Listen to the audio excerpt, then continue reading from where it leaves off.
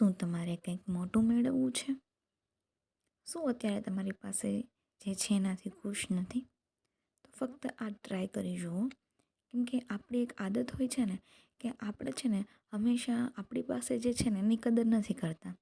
પણ બીજા પાસે છે ને એની કદર કરીએ છીએ કે વાવ જો આને કેટલું મસ્ત લીધું, આની પાસે કેટલું સારું છે.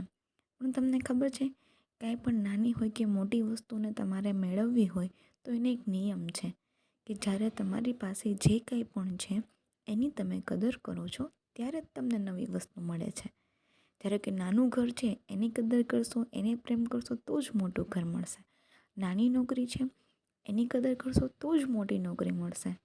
જે કાંઈ પણ છે એના માટે તમે કૃતજ્ઞતા વ્યક્ત કરો, આભાર વ્યક્ત કરો, અનુભવો અને પછી જુઓ તમને કેટલું ઇઝીલી મળી જાય છે. મેં 21 ડેનું ચેલેન્જ લીધું છે. હું મારી લાઈફમાં નાની વસ્તુ માટે પણ કૃતજ્ઞતા વ્યક્ત કરું છું. જો તમને ગમે તો તમે પણ ટ્રાય કરી શકો છો. મારો વિડીયો કેવો લાગ્યો એ જરૂર જણાવજો. Thank you. હર હર મહાદેવ.